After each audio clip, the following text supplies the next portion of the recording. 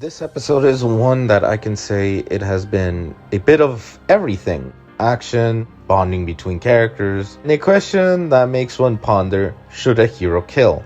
Before we get to that, let's go into what the hell happened at the beginning. Bakugo saving Izuku's life and ending up getting, injured.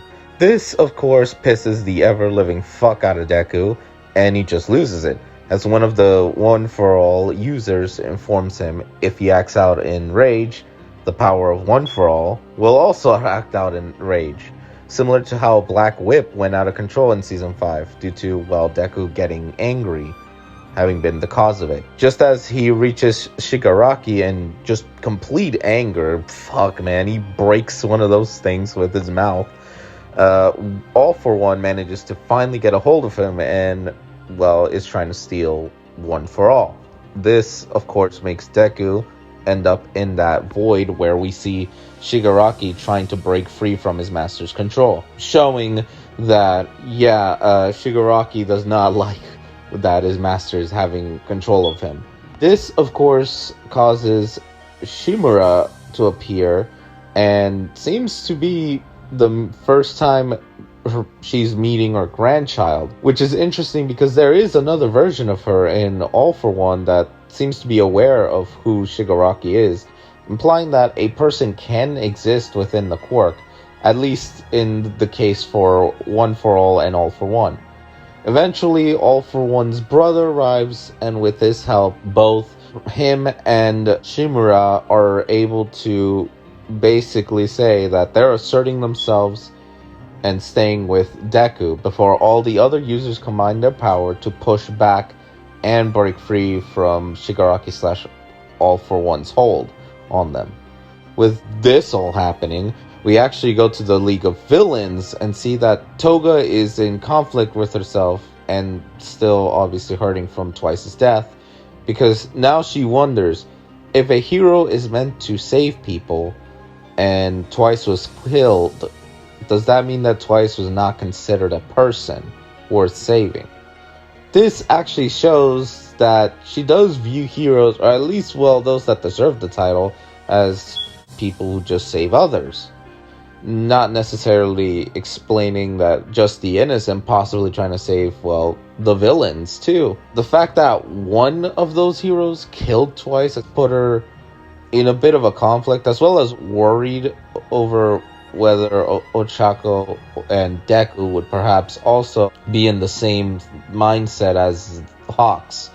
We do have Mr. Compress, having noticed obviously her worries, talking like a father figure would, and we also have Spinner having some kind words to say, not just to her but to everyone, since he's also hurting from Twice's death.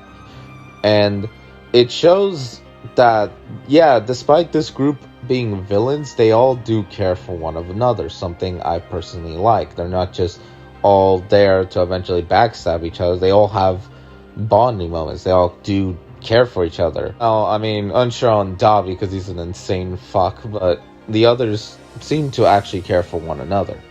As Toga eventually does realize that Ochako is, in the city and knows where she is now, and goes to obviously find her, we can go back to where the monster is just destroying a lot of the city. I like that he did notice that there's two masters, meaning that obviously All For One and Shigaraki, so that does caught him off guard.